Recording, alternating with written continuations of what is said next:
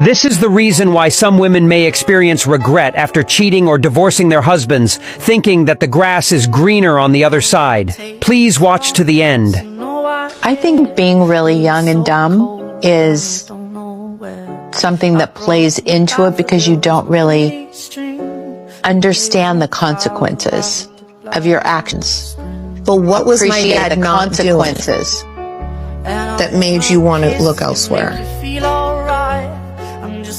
I don't know, What do you mean by that?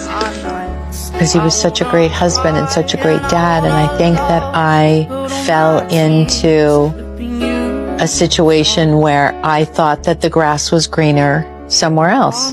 Wait, what? I made a huge mistake. That's like my life's biggest regret. When I got divorced, Robert and I became best friends. We talked on the phone all day long, helped each other through things all the time. And I did have regrets. I thought, wow, what was I thinking? I've been divorced for 3 years, and in that 3 years, I have spent most of my days figuring out how I can become physically, mentally, financially, spiritually healthy enough to be able to afford and take care of a child. And it just kills me. It kills me that I had embryos with my ex-husband that were viable. It's not just that it's gone, it's the fact that it was decided for me. Let's see what they had to say in the comments. Even though I have empathy for what she's going through right now, the part where she says, "It was not my choice," no. We all have a choice, and you chose to listen to others, and you let them make the choice for you. You chose to give your choice to them. Part of your healing will be when you can take that responsibility and accountability. Forgive yourself and let all of those that influenced you off the hook.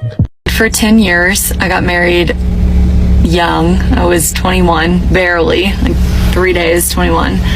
Already had a baby. He was 8 weeks old at our wedding. And I remember feeling like my marriage was temporary from the beginning. Damn. Like that I wasn't gonna make it. And I didn't know what that feeling was. I just thought it was. So let me get this straight. She was married for 10 years, strung this man along for 10 years, had children with this man, and knew from the beginning that she didn't want to marry him. Marriage is forever, and it's not temporary, and age is not an excuse in my opinion. But there's more to the story, so continue. Fighting for me, I was pushing him away. But I never truly accepted happiness. I left the good guy. He looks at and is like, that's a dad. That's a husband. That's how it's supposed to be. He did the dishes. He cleaned the house. He took the kids to school. He worked all day. He made good money. He supported us. I mean, yeah, we had our problems, but he was the good guy. So I'm here to tell you, it's okay to leave the good guy.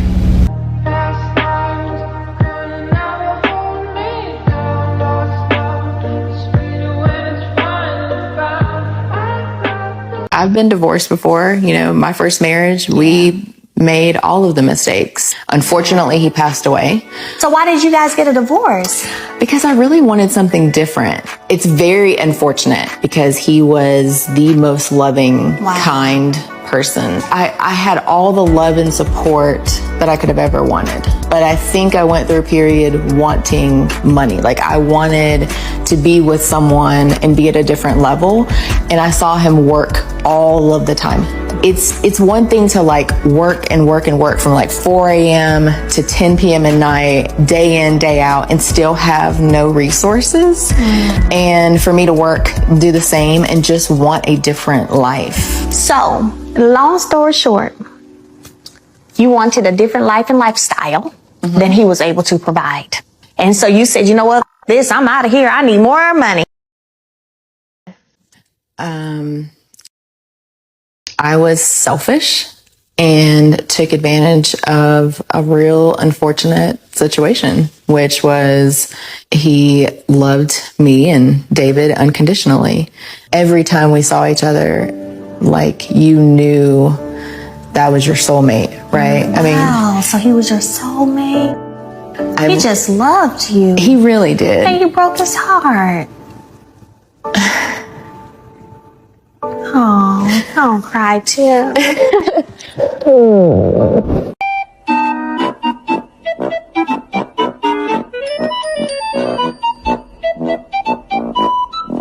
Listen, her ex is probably in heaven somewhere giving her the side eye. See, this is the situation that make a lot of men feel like they damned if they do and they damned if they don't. Because in some cases, if you're unemployed and can't provide, you lose. But also, if you have a good job, work hard, make a decent living, and are able to provide for your family, for the wrong woman, it's just never enough.